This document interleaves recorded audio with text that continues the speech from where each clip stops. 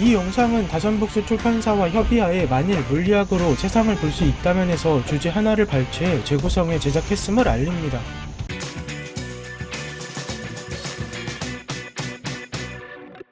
도로에는 차량의 주행 속도를 강제로 낮추기 위해 설치해 놓은 과속 방지턱이 곳곳에 있습니다. 이 과속 방지턱을 지날 때 속도를 줄이지 않으면 갑작스러운 바닥면의 굴곡에 의한 충격이 차체와 탑승자에게 고스란히 전달되므로 대부분 운전자는 과속 방지턱 앞에서 속도를 줄입니다. 그런데 종종 속도를 충분히 줄이지 못한 상태에서 과속 방지턱을 넘는 경우가 있습니다. 만약 버스에 탄 상황이라면 어디쯤 있어야 충격이 덜할까요? 먼저 구역을 나누는 것이 좋을 것 같은데 앞바퀴 위의 좌석, 사열 좌석, 뒷바퀴 위의 좌석, 맨 끝의 좌석으로 나누어 보겠습니다. 그리고 각각의 좌석에 앉은 승객을 태운 버스가 20cm 높이의 과속 방지턱을 넘는다고 했을 때 어느 좌석에 있었느냐에 따라서 상승하는 위치가 달라질 겁니다. 예를 들어서 과속 방지턱을 넘는 순간일 때 뒷바퀴 위의 좌석에 앉은 사람은 지면으로부터 20cm 상승하고 사열 좌석에 앉은 사람은 10cm 상승합니다. 이는 삼각형 닮은비를 통해 추측한 값인데 좌석 간 떨어진 거리가 일정하면 위와 같이 삼각형을 만들었을 때 초록색 삼각형은 각각 대응하는 길이의 비로 정의되는 닮은비가 노란색 삼각형과는 2:1인 닮은 삼각형임을 알 수 있기 때문입니다. 그리고 같은 방식으로 맨 끝의 좌석을 빨간색 삼각형으로 만들어 보면 노란색 삼각형과의 닮은비가 1.2:1이므로 24cm 상승할 것을 추측할 수 있습니다.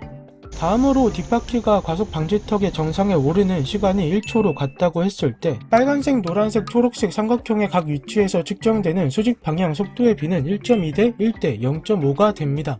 운동에너지는 속도의 제곱에 비례하므로 충격 운동에너지의 비는 위와 같은데 이에 따르면 서열 좌석에 앉은 사람은 맨 끝의 좌석에 앉은 사람이 받는 에너지의 5.76분의 1만큼만을 받게 됩니다.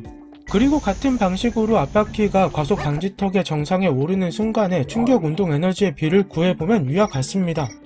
정리해보면 버스의 앞바퀴와 뒷바퀴가 과속 방지턱을 넘을 때 승객의 좌석 위치에 따라 받는 충격 운동 에너지의 비는 위와 같습니다.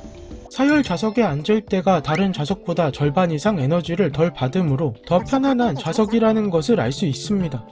물론 물리학적으로 봤을 때 그렇다는 것이고 버스 운전자의 심리 상태도 고려해본다면 정답은 얼마든지 달라질 수 있습니다. 그러니까 앞바퀴가 과속 방지턱을 지날 때 운전자 본인이 충격받는 것을 피하고자 천천히 주행하여 4초에 걸쳐 과속 방지턱을 넘어갈 수 있습니다. 자신이 충격받을 수 있는 상황이 지나고 나면 속도를 올릴 수 있고 이 경우 뒷바퀴가 과속 방지턱을 오르내리는 시간이 2초로 빨라질 수 있습니다. 그러면 충격 운동 에너지는 4배가 되므로 운전자 가까이에 있는 앞쪽 좌석이 좋을지도 모릅니다. 그리고 간혹 과속 방지턱의 폭이 도로폭보다 좁은 때가 있습니다. 이때 조수석만 과속 방지턱을 넘을 수도 있고 이와 같은 상황에서는 운전자의 뒷좌석이 좋을지도 모릅니다. 이외에도 승차감을 좋게 하는 기술이 잘 적용된 차량이라면 과속 방지턱에서 오는 충격을 줄여줄 수 있기에 이런 부분도 고려해볼 수 있을 겁니다. 궁금증이 해결되셨나요? 만일 물리학으로 세상을 볼 수 있다면의 저자 정창욱 교수는 40년간 물리를 탐구하는 과학자로 살아오며 내가 깨달은 점은 물리학은 결국 지식이 아닌 지혜를 얻는 과정이라는 것이다 라고 말합니다.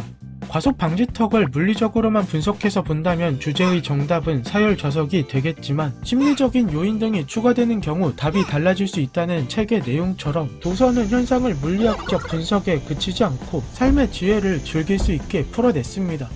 이외에도 삶과 물리에 관한 흥미로운 주제들이 많으니 궁금한 분들은 한 번쯤 읽어보길 바랍니다.